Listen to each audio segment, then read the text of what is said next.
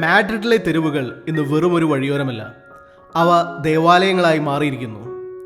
കണ്ണിനും മനസ്സിനും ഒരുപോലെ കുളിർമയേകുന്ന ഒരു അപൂർവ ദൃശ്യത്തിനാണ് ഇപ്പോൾ സ്പെയിൻ സാക്ഷ്യം വഹിക്കുന്നത്. ലോഹയും കഴുത്തിലൊരു ഊറാലയും ധരിച്ച് തെരുവോരങ്ങളിൽ യുവജനങ്ങളുടെ കുമ്പസാരം കേൾക്കാൻ ഇറങ്ങിത്തിരിച്ച യുവ വൈദികർ.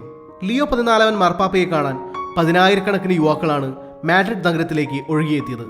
എന്നാൽ ആ ആവേശത്തെ വെറുമൊരു ആഘോഷമാക്കാനല്ല, മറിച്ച് വിശ്വാസത്തിന്റെ ജീവസുറ്റ വീണ്ടെടുപ്പിനുള്ള സുവർണ അവസരമാക്കി മാറ്റുകയാണ് ഈ യുവ വൈദികർ. നഗരത്തിന്റെ തിരക്കുകൾക്കും ബഹളങ്ങൾക്കും നടുവിൽ നടപ്പാതകളിലും കെട്ടിടങ്ങളുടെ ചുവരുകൾക്ക് ചേർന്നുവരുന്ന് അവർ പാപമോചനം നൽകി. പ്രാർത്ഥനയ്ക്കായി കൊതിച്ചെത്തിയ വിശ്വാസികളെ തേടി യഥാർത്ഥ ഇടയന്മാർ ഇതാ തെരുവിലേക്ക് ഇറങ്ങി വന്നിരിക്കുന്നു. തങ്ങളുടെ പൗരോഹിത്യ വിളിയോട് ഈ യുവ വൈദികർ പുലർത്തുന്ന വിശ്വസ്തതയുടെ നേർക്കാഴ്ചയാണിത്. സാധാരണക്കാരിലേക്ക് ഇറങ്ങിച്ചെല്ലുന്ന ഈ യഥാർത്ഥ ഇടയന്മാരുടെ മാതൃക പാപ്പിയുടെ സന്ദർശനത്തെ കൂടുതൽ മിഴിവുറ്റതാക്കുന്നു. മാഡ്രിഡിൽ തുടങ്ങിയ ഈ ആത്മീയ ഉണർവ് ഇപ്പോൾ സ്പെയിനിലാകെ പടരുകയാണ്.